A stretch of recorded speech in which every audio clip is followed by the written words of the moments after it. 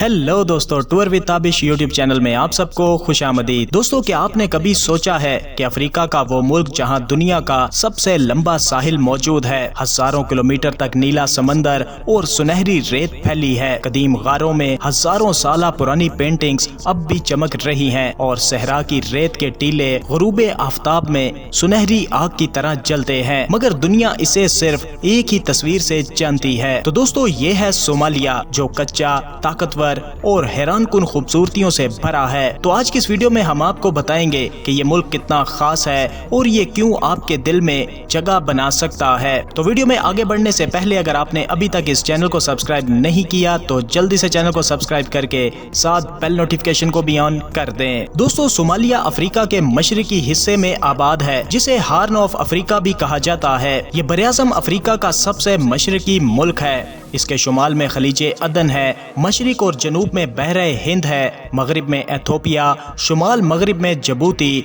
और जनूब मगरिब में कीनिया जैसे पड़ोसी ममालिक मौजूद हैं। सोमालिया का कुल रकबा तकरीबन 6,27,340 मुरब्बा किलोमीटर है और रकबे के लिहाज से पूरी दुनिया में 43वें नंबर पर मौजूद है और अफ्रीका का 19वां बड़ा मुल्क है। सोमालिया की कुल आबादी तकरीबन 20 मिलियन अफराद पर मुश्तमिल है और आबादी के लिहाज से ये दुनिया में 66वें नंबर पर मौजूद है। बात सोमालिया के दारुल हुकूमत यानी कैपिटल सिटी की जाए तो मोगादिशो यहाँ का कैपिटल सिटी है, जो कि साहिल पर वाक़या है और मुल्क का सबसे बड़ा शहर भी है। दोस्तों, आप जब भी सोमालिया में दाखिल होंगे तो सबसे पहली चीज जो आपको नजर आएगी वो है यहाँ का साहिल।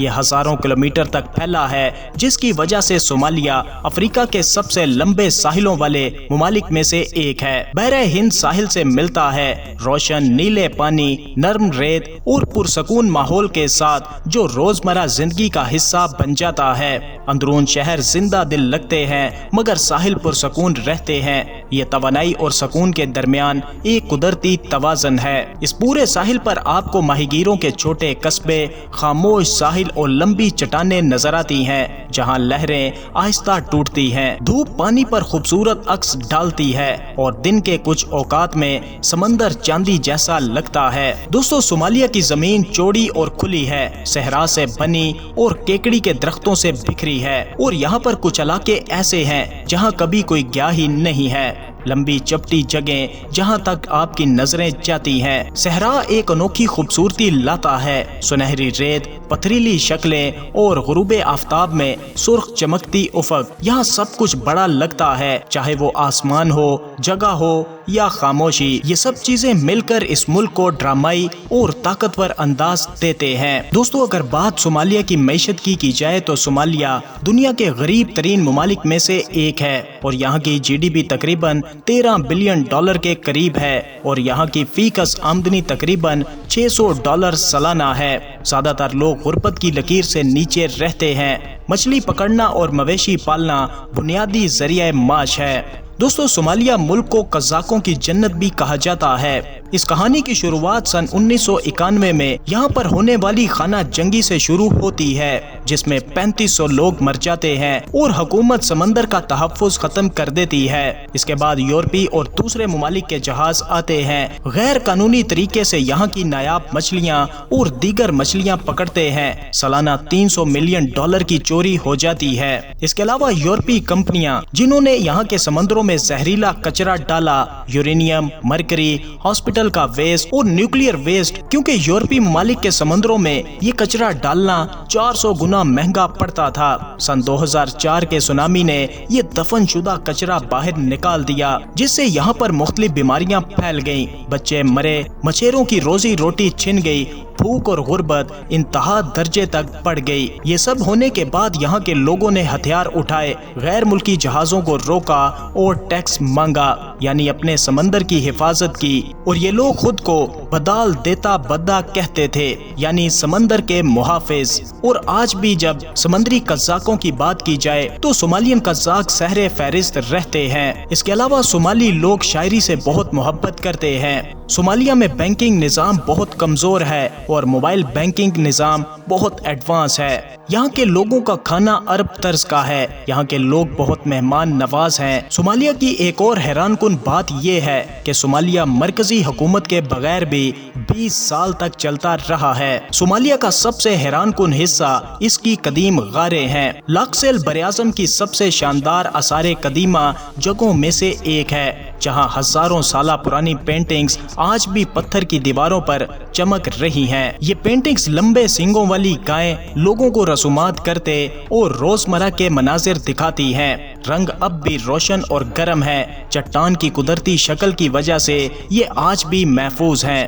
ان غاروں کے اندر کھڑے ہو کر آپ کو یوں لگے گا جیسے ماضی اب بھی زندہ ہے اور آپ کو دیکھ رہا ہے۔ یہ صومالیہ کا سب سے بڑا خزانہ ہے جو دنیا کے بہت سے لوگوں کو ابھی تک پتہ بھی نہیں ہے۔ غاروں سے سفر پہاڑی علاقوں کی طرف جاتا ہے۔ صومالیہ کے پہاڑوں کا اکثر ذکر نہیں ملتا، مگر یہ بہت خوبصورت ہیں۔ تیز چٹانیں اچانک خشک زمین سے اٹھتی ہیں اور گہری وادیاں بناتی ہیں۔ کال رینج جیسے مقامات پر ہوا ٹھنڈی ہو جاتی ہے، زمین ہری ہو جاتی ہے اور نایاب پودے ڈھلوانوں پر اگتے ہیں۔ ملک کے سب سے انوکھے جانور یہیں پر رہتے ہیں اور یہاں پر دیکھے جانے والے جانور پوری دنیا میں آپ کو یہاں کے علاوہ کہیں اور نظر نہیں آئیں گے۔ پہاڑ خشک نچلی زمین کے مقابلے میں تازگی لاتے ہیں اور صومالیہ کی خوبصورتی کا ایک اور روپ دکھاتے ہیں۔ واپس ساحل پر ملک ایک اور چھپا موتی دکھائی دیتا ہے، مرجان کی چٹانیں جو کئی کلومیٹر تک نیلے سمندر کے نیچے پھیلی ہیں۔ صومالیہ کے آس پاس کا پانی جانوروں سے بہت بھرا ہے۔